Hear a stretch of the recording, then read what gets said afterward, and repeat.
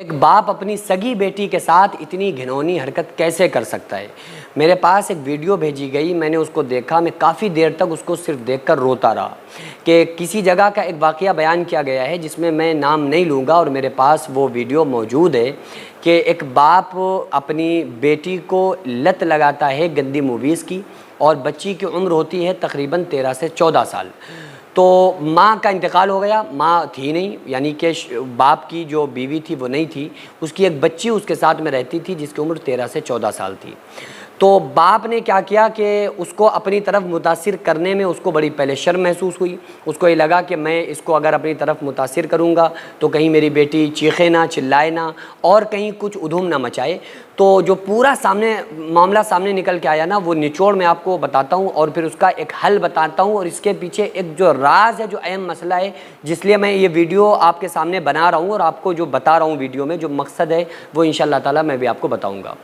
تو اس باپ نے اپنی بیٹی کو وہ موویز دکھانا شروع کی کہ اس کو لت لگا دی، اور وہ جب اتنا زیادہ وہ مجبور ہو گئی، یعنی کہ وہ بچی کا مائنڈ اتنا زیادہ ڈسٹرب ہو گیا، اتنا زیادہ خراب ہو گیا کہ وہ بچی اس کی عادی بن گئی۔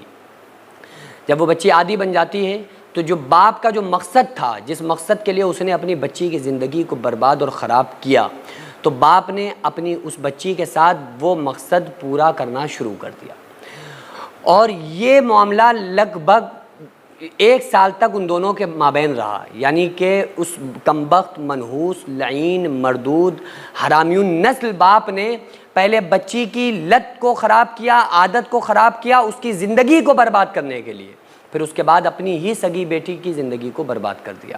آپ جانتے ہیں کہ زمانے جاہلیت میں پہلے لوگ اپنی بیٹیوں کو زمین کے اندر دفن کر دیا کرتے تھے، لیکن وہ زمین کے اندر دفن کرنا اس کے مقابل بہت آسان تھا کہ بھائی آج ایک بیٹی اپنے سگے باپ کے ہاتھوں خود کو محفوظ نہیں کر پا رہی ہے۔ آقا علیہ الصلوۃ والسلام نے 1400 سال پہلے بتلایا، 1400 سال پہلے فرمایا کہ ایک بالغہ لڑکی کو، ایک بالغہ سگی بہن کے ساتھ لیٹنے کی اجازت نہیں ہے۔ قربان جائیں اسلام کے اوپر، آپ صلی اللہ علیہ وآلہ وسلم نے ارشاد فرمایا کہ جب عمر 7 سال کی ہو جائے بچے کی تو اس کو نماز سکھاؤ، جب 10 سال کی ہو جائے تو اس کو، جب تمہاری اولاد 10 سال کی ہو جائے تو اسے مار کے نماز پڑھاؤ اور اس کا بستر الگ کر دو۔ یعنی کہ اگر کوئی بچہ یا کوئی بچی، بیٹا یا بیٹی، اپنے سگے کوئی بیٹا 10 سال سے اوپر کا ہے تو اسلام نے کہا ہے کہ وہ اپنی سگی ماں کے پاس نہ سوئے، احتیاطاً نہ سوئے، ورنہ بھائی مائیں ایسی تھوڑی ہوتی ہیں۔ الحمدللہ ہم سب کے بھی مائیں ہیں، ہم سب کے والدین ہیں، الحمدللہ ہم سب کی بھی فیملیز ہیں، ہم سب کے بھی گھر بار ہیں،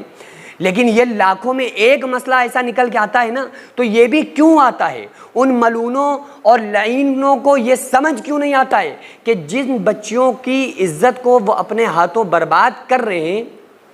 وہ ان کے باپ تھے، اور انہیں اپنی بچیوں کی عزتوں کو آباد کرنا تھا، انہیں برباد کرنا نہیں تھا۔ قربان جائیں اپنے نبی صلی اللہ علیہ وآلہ وسلم کی شان پر، آقا علیہ الصلوۃ والسلام کی ذات پر، کہ وہ لوگ جو زمین کے اندر بچیوں کو دفن کر رہے تھے، آقا علیہ السلام کی آمد کے بعد، ہمارے نبی صلی اللہ علیہ وآلہ وسلم کے ہدایت و رہنمائی کے بعد کیا ہوا کہ وہ باپ جو اپنی بچی کو زمین کے اندر دفن کر رہا تھا، اپنی بچی کو، اپنی بیٹی کو،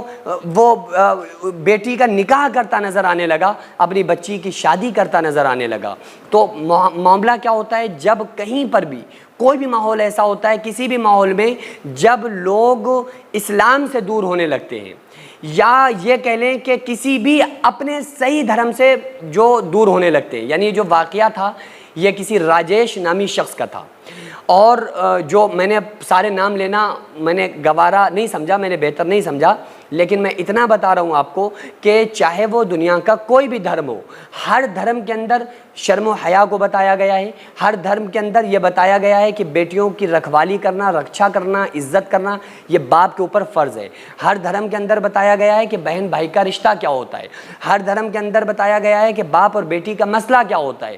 تو اس وجہ سے ہم تمام لوگوں کو چاہیے، سارے لوگوں کو چاہیے کہ اگر ہم جس دھرم کو بھی فالو کرتے ہیں نا تو اس دھرم کے تعلق سے ہمیں یہ دیکھنا چاہیے کہ وہ دھرم ہم لوگوں کو کس طرح سے رہنے کی اجازت دیتا ہے، اور وہ دھرم ہمیں ہماری بیٹیوں کے کیا حقوق بتاتا ہے، ہمارے بچوں کے کیا حقوق بتاتا ہے، ہماری بہنوں کے کیا حقوق بتاتا ہے۔ تو بہرحال ان تمام چیزوں کو دیکھ کر ہی ہمیں زندگی گزارنا چاہیے، ورنہ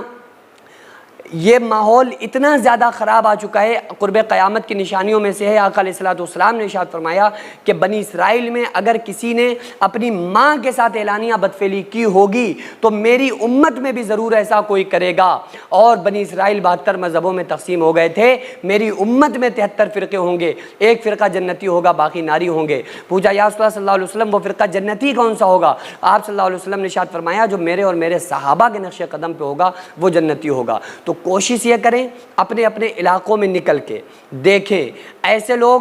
چاہے وہ کسی بھی دھرم سے تعلق رکھنے والے ہوں، ہم ان کو نکل کر سمجھائیں، ہم انہیں بتائیں کہ باپ بیٹی کا رشتہ کیا ہوتا ہے، ہم انہیں بتائیں کہ بہن کے حقوق کس طرح سے ادا کرنا چاہیے۔ ہمیں ہر شخص کو اپنے دیکھیں، ایریوں میں دیکھیں، علاقوں میں دیکھیں، گاؤں دیہات میں دیکھیں، ایسے محلات میں جائیں کہ جہاں پر کوئی علم نام کی چیز نہیں ہے، ان کو جا کر بتائیں کہ کس طرح سے رہا جاتا ہے، ان کو جا کر یہ بتائیں کہ ایک باپ انڈر ویئر پہن کر بیٹی کے سامنے نہیں آ سکتا ہے۔ ماحول کیا ہے کہ باپ انڈر ویئر پہنا ہوا ہے اور نل کے اوپر کھڑے ہو کے نہا رہا ہے، بھائی یہ بھی غلط ہے۔ تو اس لیے یہ ماحول بتانا چاہیے، سکھانا چاہیے، تاکہ لوگوں کے اندر سے ایسا کوئی اگر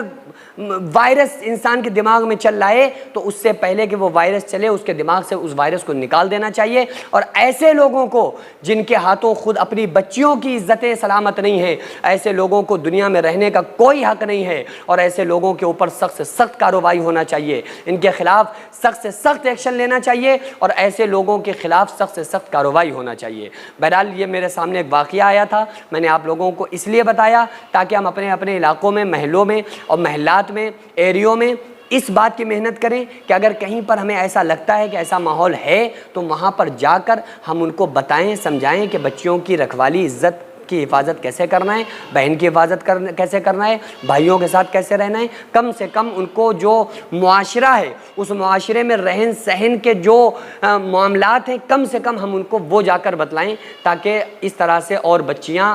شکار نہ ہو سکیں۔ سینکڑوں ایسے غریب پریوار جو فاقہ کر کے زندگی گزار رہے ہیں، اور بہت سے ایسے مجبور لوگ جو غربت کی وجہ سے بیماریوں سے جوجھ رہے ہیں اور ان کے پاس علاج کرانے کے لیے بھی پیسے نہیں ہیں، تو ان غریب فیملیز کو ہر مہینے ہماری سوسائٹی راشن دیتی ہے اور ان غریبوں کا فری میں علاج کراتی ہے۔ تو آپ لوگ ہمارے ساتھ مل کر ان بیوہ عورتوں اور یتیم بچوں کا سہارا ضرور بنیں اور ان کے راشن اور دوا علاج کے لیے زیادہ سے زیادہ تعاون کریں، اور یہ ارادہ کریں کہ غریب کے بچوں کو انشاءاللہ بھوکا نہیں سونے دیں گے، اور ہر ہفتے ہر مہینے آپ لوگوں سے جو بھی ہو سکے آپ تعاون ضرور کریں۔ ان کو 10 سال سے جو لوگ بستر پر پڑے ہوئے ہیں انشاءاللہ تعالی ہم سب مل کر ان غریبوں کا علاج بھی کرائیں گے، اور ہر مہینے انشاءاللہ تعالی ان غریبوں کو ہم راشن پہنچائیں گے۔ یہ سوسائٹی کا اکاؤنٹ نمبر ہے اور یہ اسکینر ہے، آپ لوگ اس اکاؤنٹ پر یا اس اسکینر کے ذریعے آپ غریب فیملیز کی ہیلپ کر سکتے ہیں۔